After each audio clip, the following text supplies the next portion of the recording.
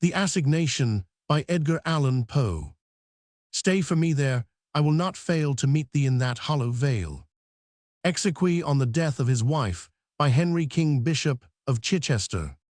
Ill-fated and mysterious man bewildered in the brilliancy of thine own imagination, and fallen in the flames of thine own youth again in fancy, I behold thee once more, thy form hath risen before Menito, not as thou art in the cold valley and shadow, but as thou shouldst be squandering away a life of magnificent meditation in that city of dim visions, thine own Venice, which is a star-beloved Elysium of the sea, and the wide windows of whose Palladian palaces look down with a deep and bitter meaning upon the secrets of her silent waters.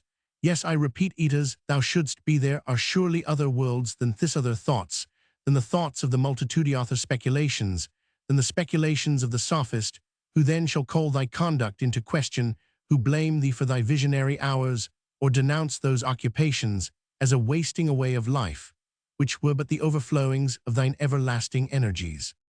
It was at Venice, beneath the covered archway there called the Pont di Sospiri, that I met for the third or fourth time the person of whom I speak. It is with a confused recollection that I bring to mind the circumstances of that meeting, yet I remember, how should I forget, the deep midnight, the bridge of sighs, the beauty of woman, and the genius of romance that stalked up and down the narrow canal. It was a night of unusual gloom. The great clock of the piazza had sounded the 5th hour of the Italian evening.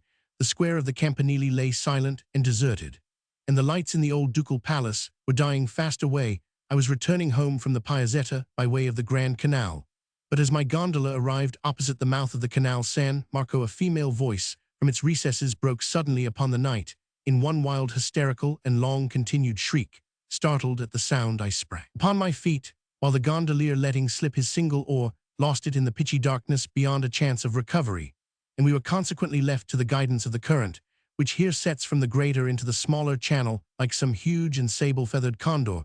We were slowly drifting down towards the Bridge of Sighs, when 1,000 flambeaux flashing from the windows and down the staircases of the ducal palace turned all at once that deep gloom into a livid and preternatural day.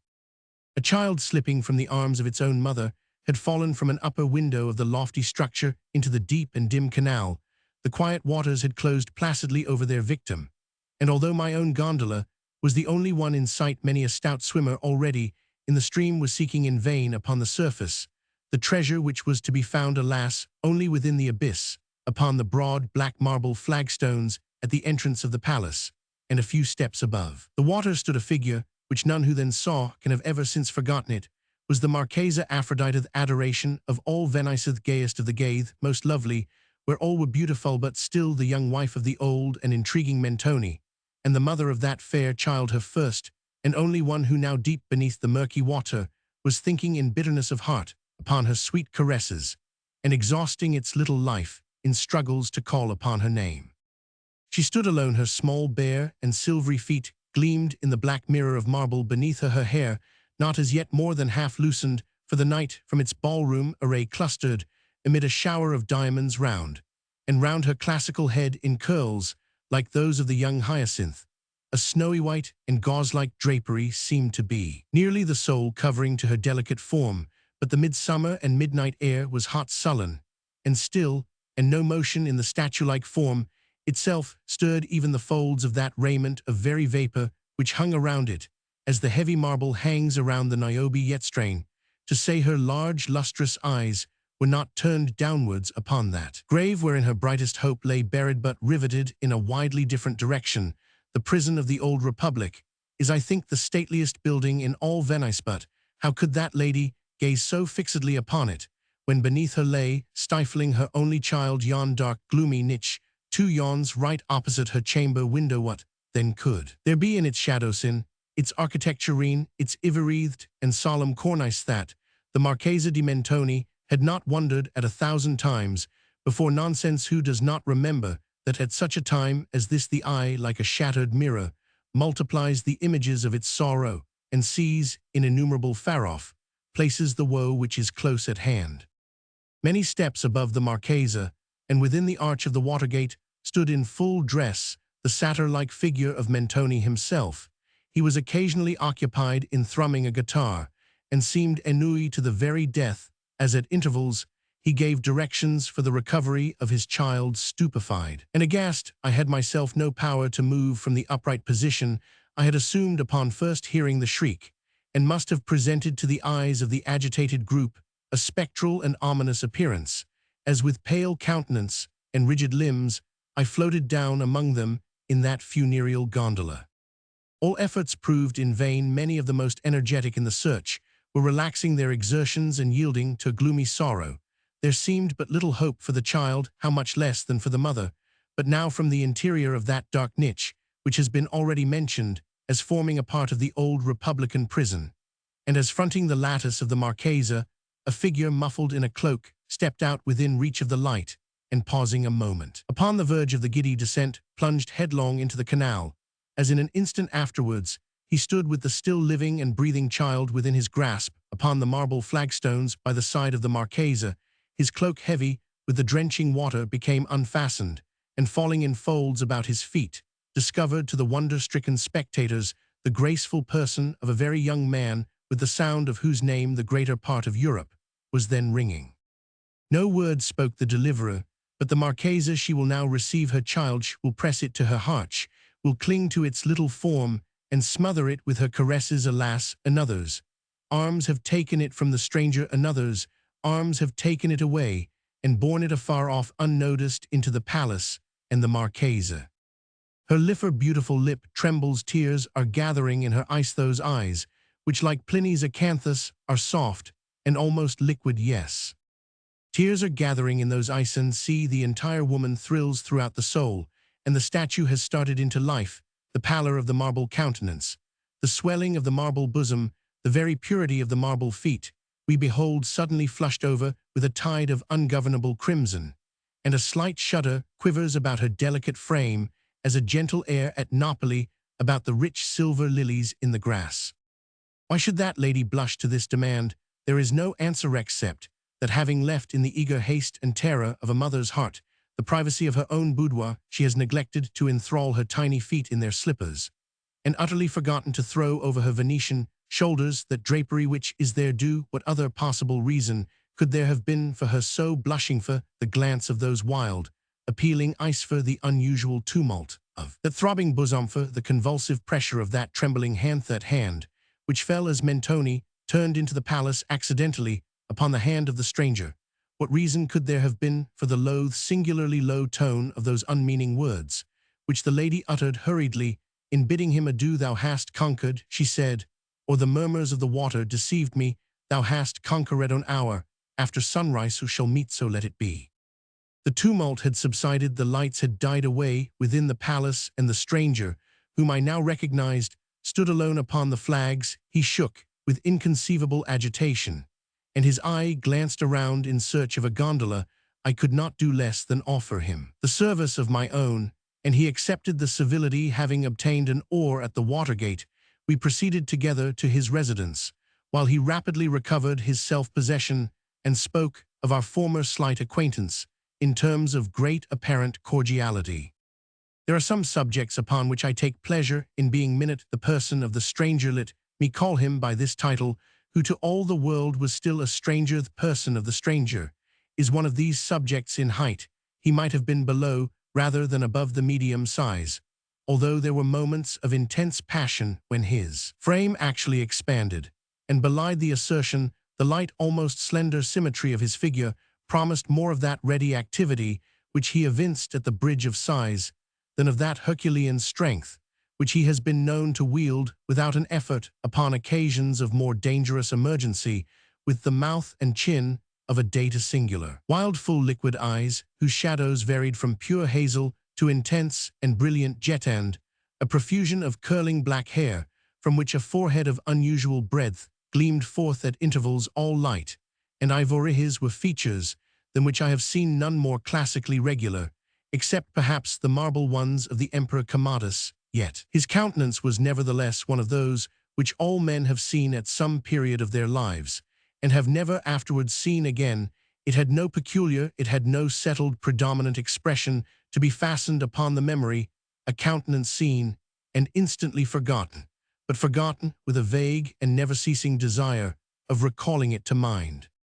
Not that the spirit of each rapid passion failed at any time to throw its own distinct image upon the mirror of that face, but that the mirror mirror-like retained no vestige of the passion when the passion had departed.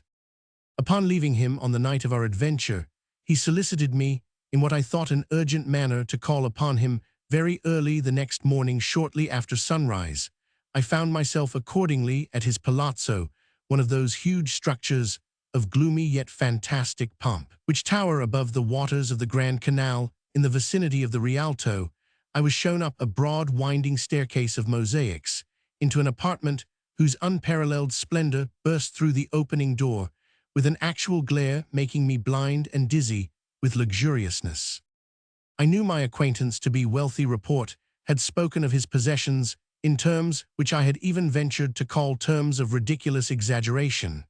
But as I gazed about me, I could not bring myself to believe that the wealth of any subject in Europe could have supplied the princely magnificence which burned and blazed around. Although, as I say, the sun had arisen, yet the room was still brilliantly lighted up. I judge from this circumstance, as well as from an air of exhaustion in the countenance of my friend, that he had not retired to bed during the whole of the preceding night. In the architecture and embellishments of the chamber, the evident design had been to dazzle and astound. Little attention had been paid to the decora of what is technically called keeping, or to the proprieties of nationality. The eye wandered from object to object and rested upon none neither the grotesques of the Greek painters, nor the sculptures of the best Italian days, nor the huge carvings of untutored Egypt. Rich draperies in every part of the room trembled to the vibration of low melancholy music, whose origin was not to be discovered. The senses were oppressed by mingled and conflicting perfumes, reeking up from strange convolute censers together with multitudinous flaring and flickering tongues of emerald and violet fire.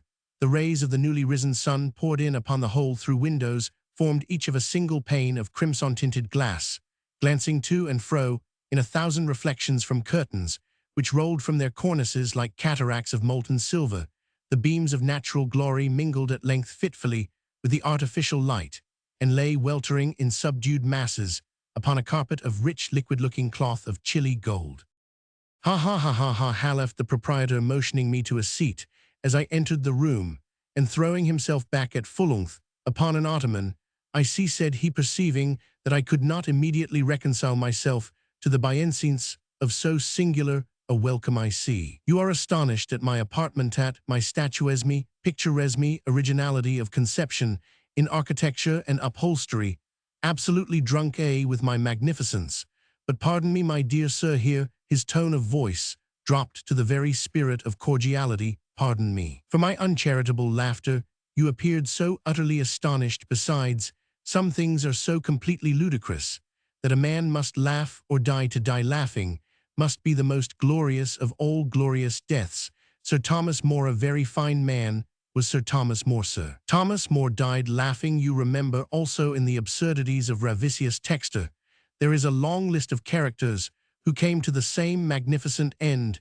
Do you know, however," continued he musingly, "that at Sparta, which is now Palacory, at Sparta, I say, to the west of the citadel, among a chaos of scarcely visible ruins, is a kind of socle upon which are still legible the letters. They are undoubtedly part of now. At Sparta were 1,000 temples and shrines to 1,000 different divinities. How exceedingly strange that the altar of laughter should have survived all the others.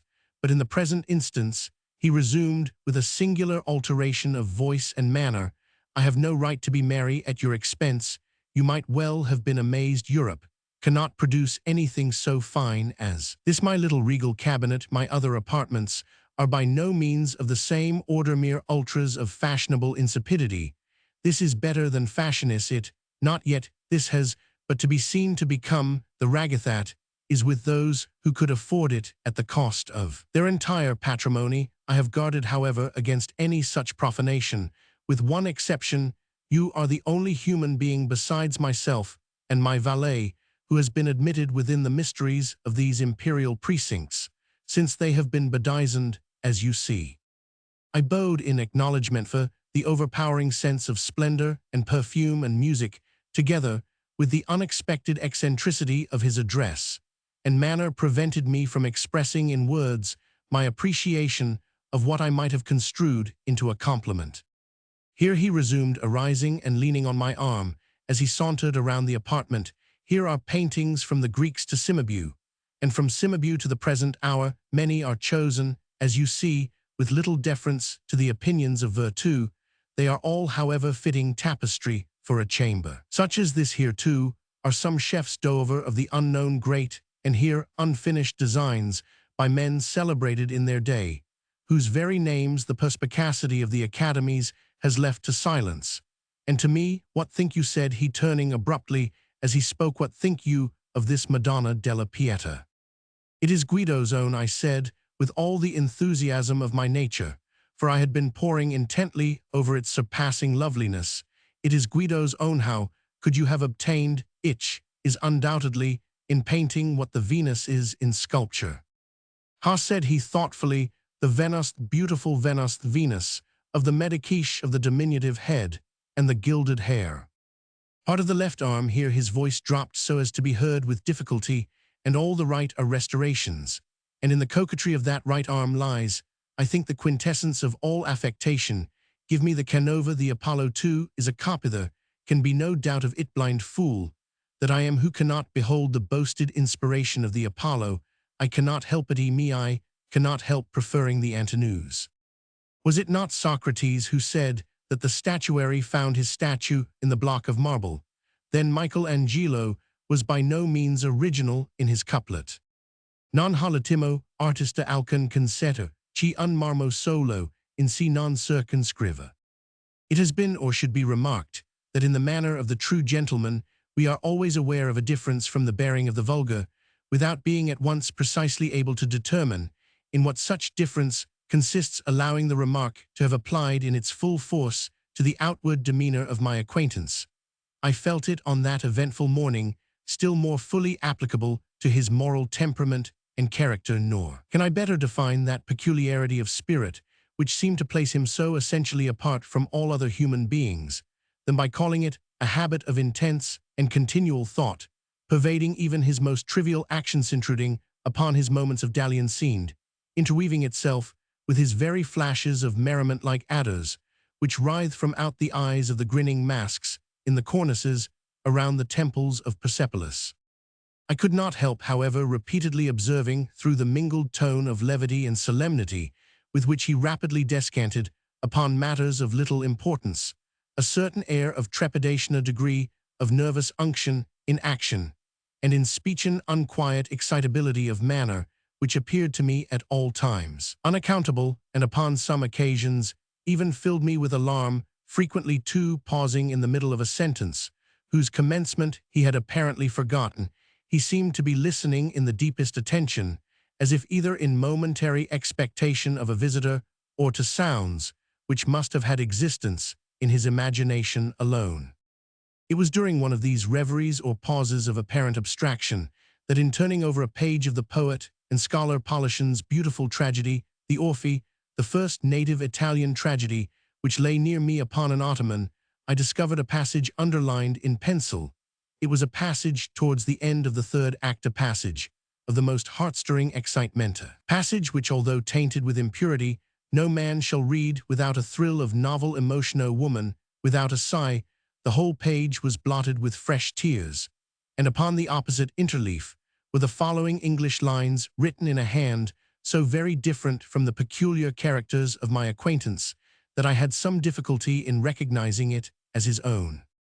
Thou wast that all to me, love, for which my soul did pine, a green isle in the sea, love, a fountain, and a shrine all wreathed with fairy fruits and flowers, and all the flowers were mine, our dream too bright to last, our starry hope that didst arise, but to be overcast. A voice from out the future cries, onward, but o'er the past dim gulf my spirit hovering lies, mute, emotionless, ag haste, for alas, alas, with me the light of life is o'er, no more, no more, no more. Such language holds the solemn sea to the sands upon the shore, shall bloom the thunder-blasted tree or the stricken eagle soar.